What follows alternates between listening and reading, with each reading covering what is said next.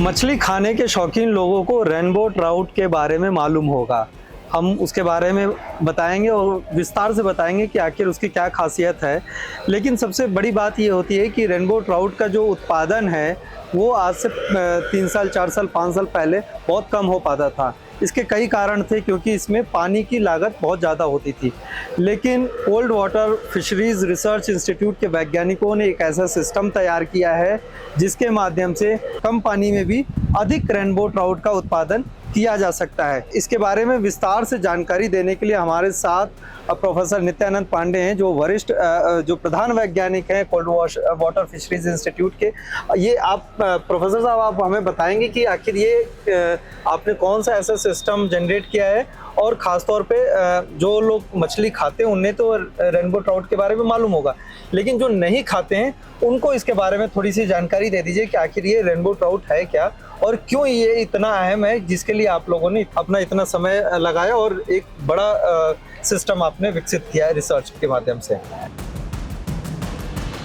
कि मछली पालन हमारे किसान भाइयों के लिए बहुत ही लाभदायक एक व्यवसाय है, और जहाँ तक देखा जाए तो मछली स्वास्थ्य के लिए जितनी पोषक है, उसमें अगर देखा जाए तो शीतजल क्षेत्र में, जहाँ पे जैसे कि जो ठंडे जलवायु के हमारे प्रदेश हैं, वहाँ की जो मछली होती है उसमें पोषकता और ज़्यादा होती है उसकी। तो उसी में एक मछली है रेनबो ट्राउट मछली, और रेनबो ट्राउट मछली का जो पालन है परंपरागत रूप से जो किया जाता था वो पक्के तालाबों में, जो कि लंबाई में ज़्यादा होते थे और आमतौर पर उन तालाबों को रेस वे कहा जाता है, उसमें इसका उत्पादन किया जाता था। कि जो रेनबो ट्राउट मछली है वो स्वास्थ्य के लिए बहुत ही पौष्टिक है, और इसमें ओमेगा 3 फैटी एसिड होता है, जो कि हम बहुत अच्छी तरह से जानते हैं कि हमारे हृदय के लिए और स्वास्थ्य के लिए बहुत ही आवश्यक पोषक तत्व है ये।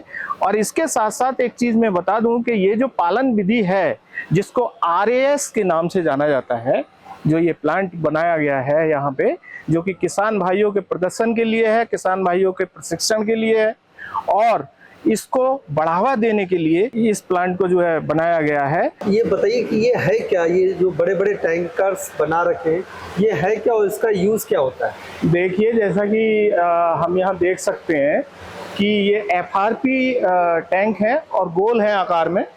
वैसे अगर हम तालाब में मछली पालते हैं तो आयताकार तालाब होता है, पक्का तालाब होता है, एक तरफ से पानी उसमें आता है, दूसरी तरफ को पानी जाता है।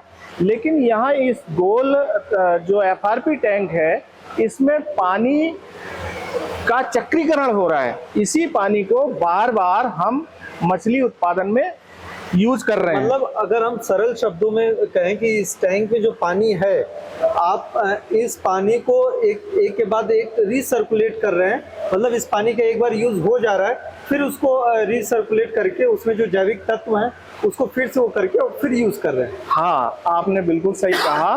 तो इस टेक्नोलॉजी में 1 किलो रेनबो ट्राउट पैदा करने के लिए, जहाँ की तालाब में हमें 1 लाख लीटर पानी की जरूरत पड़ती थी, तो 1 लाख लीटर पानी 1 किलो और रेनबो ट्राउट उत्पादन के लिए। हाँ।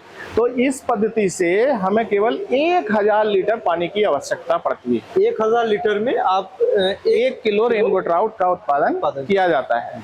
दूसरा, इसमें अब इसको पानी को जो चक्रीकरण कर रहे हैं, रीसर्कुलेशन कर रहे हैं, तो इसका पहले जो इसकी फिजिकल इम्प्योरिटीज हैं उनको अलग करने के लिए इस सिस्टम में कई तरह के फिल्टर लगाए गए हैं। और उसके अलावा मछली का जो वेस्ट पदार्थ निकलता है उसमें नाइट्रोजन होती है। अब नाइट्रोजन को निकालना आवश्यक है, और जब नाइट्रोजन का स्तर उसमें से कम हो जाता है तो उस पानी को हम फिर से इस वाले टैंक में डालते हैं। तो इस तरह से पानी का इसमें चक्रीकरण हो रहा है।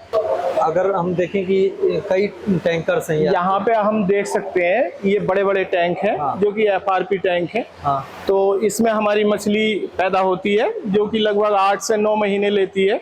1 किलो आकार उसका हो जाता है।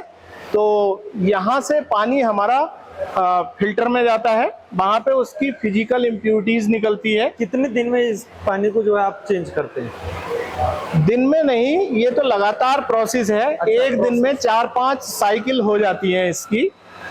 तो फिल्टर में इसकी जो फिजिकल इम्प्यूरिटीज हैं, फिजिकल इम्प्यूरिटीज कहाँ से आती हैं? जो इसको हम मछली को चारा दे रहे हैं, वो जो मछली नहीं खाती है वो है, मछली की विष्ठा है, उसका फीकल मैटर है, तो वो सब वहाँ पे जो है फिल्टर में निकल जाता है। उसके बाद उस पानी में तब भी नाइट्रोजन रह जाती है, तो उसको हम इसमें यहाँ पे जो है हमारा नाइट्रीफाइंग बैक्टीरिया है, यूनिट है इधर।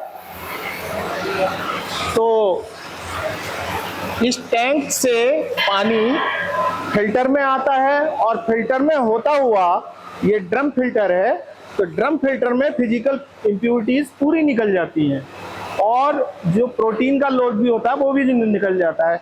इसके बाद ये पानी इस नाइट्रोजन वाली यूनिट में आता है और इसमें ये आप देख रहे हैं, ये एक मीडिया है और इसमें नाइट्रीफाइंग बैक्टीरिया है, जो कि इसमें अनावश्यक जो नाइट्रोजन है, अमोनिया है, उसको वो जो है बदल देता है। और किस में बदल देता है?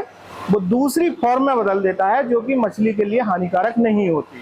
तो इस तरह से नाइट्रोजन का लोड कम हो जाता है और ये पानी इस तरह से प्यूरिफाई होके कम नाइट्रोजन का स्तर लेके यहाँ पे हमारे रिजर्वायर टैंक में इकट्ठा हो जाता है। रिजर्वायर टैंक में इकट्ठा होने के बाद यहाँ पर हमने एरेटर लगा रखे हैं। एरेटर से क्या होता है, जितनी ऑक्सीजन हमें चाहिए, इस मछली को पानी में घुलित ऑक्सीजन ज्यादा चाहिए, तो जितनी ऑक्सीजन चाहिए तो यहाँ एरेटर है, उससे ऑक्सीजन इसमें पानी में बढ़ जाती है और उसके बाद ये पानी हमारा फिर से इस गोल टैंक में आ जाता है। तो इस तरह से पानी का चक्रीकरण होता रहता है और एक सप्ताह में या 3-4 दिन में आवश्यकता के अनुसार जब कुछ पानी को हम जो है फ्रेश पानी भी इसमें ऐड करते हैं। और क्योंकि ये मछली जो है मांसाहारी मछली है और इसकी जो खुराक है उस खुराक में प्रोटीन की आवश्यकता ज़्यादा है, तो जो यहाँ इस संस्थान द्वारा हमारे वैज्ञानिकों ने इसके रेनबो ट्राउट के लिए विशेष आहार बनाया है और उस आहार में प्रोटीन की मात्रा ज़्यादा होने के कारण जो इसका फीकल मैटर होता है मछली का, उसमें नाइट्रोजन ज़्यादा होती है। और इस मछली के लिए जो आहार बनाया गया है उसको 1 किलो आहार खा के 1 किलो मछली पैदा होती है। इसको हम आहार खा के 1 किलो मछली पैदा होती है। इसको हम FCR कहते हैं, फूड कन्वर्जन रेशियो। वो इस जो फीड बनाया गया है इस मछली का, उसका 1 है। 1 का मतलब है 1 किलो चारा अगर हम मछली को खिलाते हैं तो उससे 1 किलो मछली का उत्पादन होता है। तो इस तरह से सामान्य मछली जो उनका खुराक होता है वो कितनी होती है सर? अगर सामान्य 1 किलो मछली उत्पादन होता है तो कितनी खुराक उनको देने की पड़ती है? जो दूसरे प्रकार की मछलियां हैं जैसे कार्प मछली है या और जो मछली मैदानी क्षेत्रों में पाली जाती हैं, उसमें किसी में FCR 1.5 होता है, किसी में 2 होता है। 2 किलो खिला के हमें 1 किलो मछली, और किसी किसी प्रजाति में उससे भी ज़्यादा हमें जो है आहार देना पड़ता है। लेकिन इस मछली के लिए जो आहार बनाया गया है वो अनुसंधान करके और साइंटिफिक ढंग से इस तरह से तैयार किया गया है कि उसका FCR 1 है। अच्छा, अब ये जो रेनबो ट्राउट मछली है सर, आपने इसकी खूबियाँ बताई कि इसकी मतलब इसमें क्या क्या खासियत है। ओमेगा 3 के बारे में बताया कि और भी जो प्रोटीन और उसके बारे में बताया।